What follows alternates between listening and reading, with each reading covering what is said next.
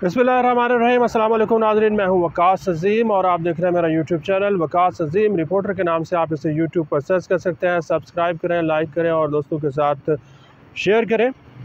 दोस्तों, आज supreme court of Pakistan में इंतहाई अहम केसेस की समाअत हुई है, जिसमें पाकिस्तान में अदलिया की आज़ादी से मुताल्लिक़ इस्लामाबाद हाई कोर्ट के जजेस की जानिब से लिखा गया एक ख़त है, जिसमें ये कहा गया है कि पाकिस्तान की खुफिया एजेंसियाँ अदलिया के काम में मदाखलत कर रही हैं।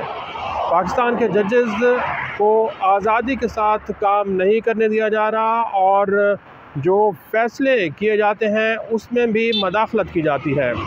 तो अदलिया की आज़ादी का सवाल अब सुप्रीम कोर्ट ऑफ पाकिस्तान के सामने आन खड़ा हुआ है, जिसके ऊपर सुप्रीम कोर्ट ऑफ पाकिस्तान ने एक लार्जर बेंच तश्कील दे रखा है। 6 रुकनी बेंच है। चीफ जस्टिस ऑफ पाकिस्तान इस बेंच की सरबराही कर रहे हैं। आज इस केस में इंतहाई अहम पेशरफ्त हुई है और इस बात को तमाम जजेस ने तस्लीम किया है कि अदलिया की जो आज़ादी है इस वक्त पाकिस्तान में वो कंप्रोमाइज़ हो चुकी है और मुसलसल एक मदाखलत का अमल है जो कि अदलिया के काम में किया जा रहा है। लेकिन चीफ जस्टिस ऑफ पाकिस्तान ने इस बात के ऊपर फोकस किया है कि माजी में जो कुछ होता रहा है उसको भूल जाना चाहिए और मुस्तकबिल में अदलिया के काम में मदाखलत का जो सिलसिला है इसको बंद करना चाहिए। इसके लिए कोई कानून साजी करनी चाहिए या सुप्रीम कोर्ट ऑफ पाकिस्तान को कोई लाहे अमल तश्कील देना चाहिए, क्योंकि तमाम जो जजेस हैं सुप्रीम कोर्ट ऑफ पाकिस्तान के वो इस बात के ऊपर फोकस्ड हैं कि किसी भी सूरत में जो अदलिया की आज़ादी है इसके ऊपर समझौता नहीं किया जाएगा। अब इस अदलिया की आज़ादी में दो जो जजेस हैं वो इस वक्त तनकीद का निशाना उनको बनाया जा रहा है, क्योंकि इस्लामाबाद हाई कोर्ट के जस्टिस बाबर सत्तार को कुछ लोग उनकी तारीफ़ कर रहे हैं कि उन्होंने इस नुक्ते को उठाया है, इस मसले को उठाया है कि अदलिया के काम में एजेंसियां जो हैं वो मदाखलत करती हैं। उन्होंने पहले ये इनिशिएट लिया, ये सुप्रीम कोर्ट तक मामला पहुंचाया और इस्लामाबाद हाई कोर्ट ने भी मुत्तफ़िक़ा तौर पर यह फ़ैसला किया है कि अगर अदलिया के काम में किसी किस्म की कोई मदाखलत हुई तो फिर उसको एक जवाब जो है वो देने की कोशिश की जाएगी। आज का जो अहवाल है वो हम आपको और सुप्रीम कोर्ट ऑफ पाकिस्तान से बराह रास्त बताते हैं कि आज सुप्रीम कोर्ट ने क्या किया है इस केस के अंदर। चीफ जस्टिस ऑफ पाकिस्तान ने ये रिमार्क्स दिए हैं कि सुप्रीम कोर्ट समेत अदलिया को सियासी मकासद के लिए इस्तेमाल किया जाता रहा है। वकला और सियासतदान अदलिया में मदाखलत करते रहे हैं। चीफ जस्टिस ये भी कह रहे हैं कि चीफ जस्टिस ऑफ पाकिस्तान के चैम्बर में जाकर मुलाकातें की जाती थीं। अगर अदलिया के अंदर से ही मदाखलत होती है तो फिर ये अदलिया की कमज़ोरी है।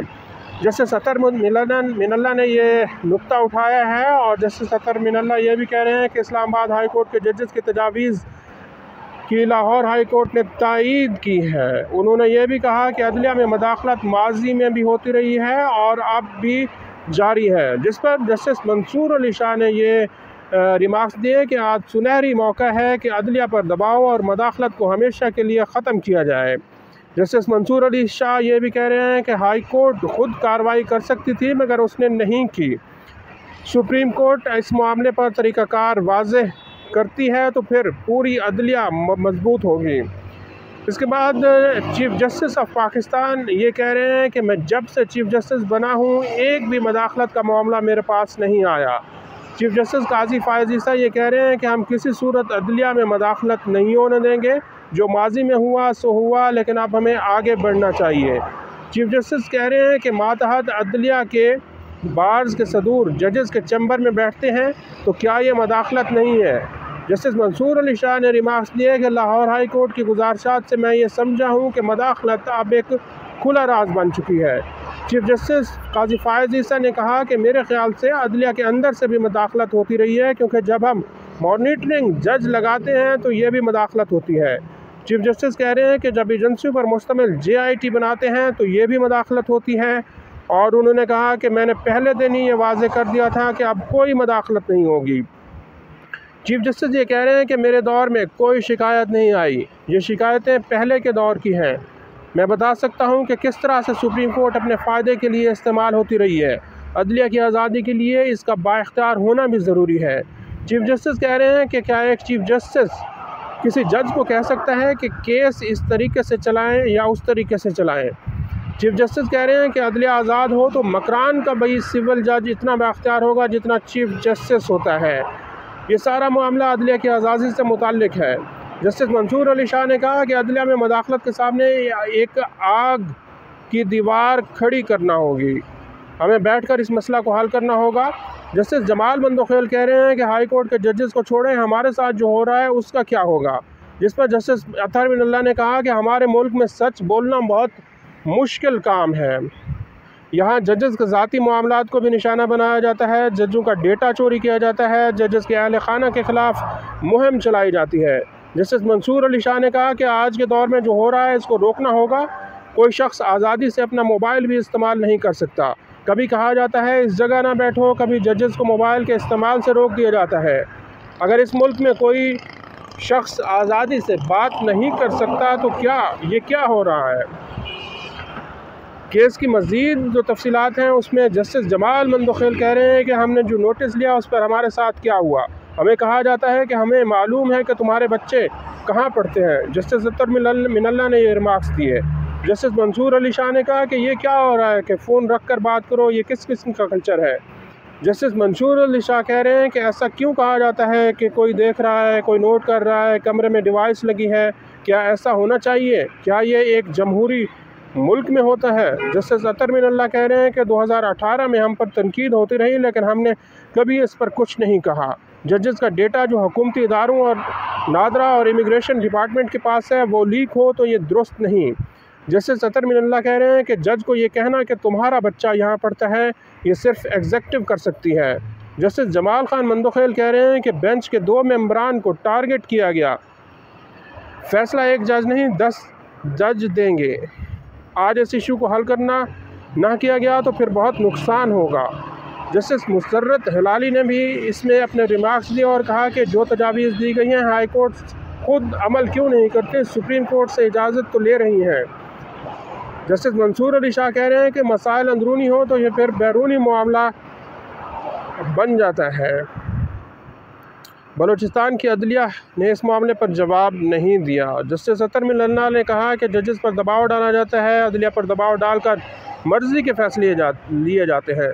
जस्टिस बाबर सत्तार के ख़िलाफ़ कुछ दिनों से जो कुछ हो रहा है वो अच्छा नहीं हो रहा। क़याम पाकिस्तान से कहा जाता है कि अदलिया एस्टेब्लिशमेंट के साथ मिली हुई है। चीफ जस्टिस ने कहा कि माजरत के साथ जो आज जज दबाव में आता है वो इस्तीफ़ा देकर घर चला जाए। चीफ जस्टिस ने कहा कि मैं 5 साल 1 माह बलूचिस्तान हाई कोर्ट का जज रहा हूँ, चीफ जस्टिस बन के रहा हूँ। मुझे पता है कि मदाखलत होती है, कितनी होती है, ज़्यादातर सुप्रीम कोर्ट से मदाखलत होती है। जस्टिस मंसूर अली शाह ने कहा कि मेरे पूरे कैरियर में किसी किस्म की मदाखलत नहीं हुई। जस्टिस मुसर्रत हिलाली ने भी कहा कि जो दबाव बर्दाश्त नहीं कर सकते उनको जज की कुर्सी पर भी बैठने का हक़ नहीं। जस्टिस अतहर मिनल्ला ने कहा कि मैं इस्लामाबाद हाई कोर्ट का चीफ जस्टिस रहा हूँ, कभी मेरे या किसी जज के काम में मदाखलत नहीं की गई। जस्टिस मंसूर अली शाह ने कहा कि ये कैसी रियासत है जहाँ जज का फ़ोन भी नहीं, फ़ोन सुनना भी आसान नहीं, फ़ोन सुनते हुए भी खौफ होता है कि कहीं टैप तो नहीं हो रहा। फ़ोन पर बात करने के लिए महफूज मकाम ढूंढना पड़ता है। चीफ जस्टिस ने कहा कि मुझे भी कहा गया कि फ़ोन पर बात ना करें, रिकॉर्ड हो जाएगी। मैंने कहा था मेरी बात रिकॉर्ड हो जाए तो अच्छा है ताकि वैसे कि वैसे पहुँच जाए। अटॉर्नी जनरल ने कहा इस्लामाबाद हाई कोर्ट ने कि जजेस ने मुख्तलिफ़ तजावीज़ भिजवाई हैं।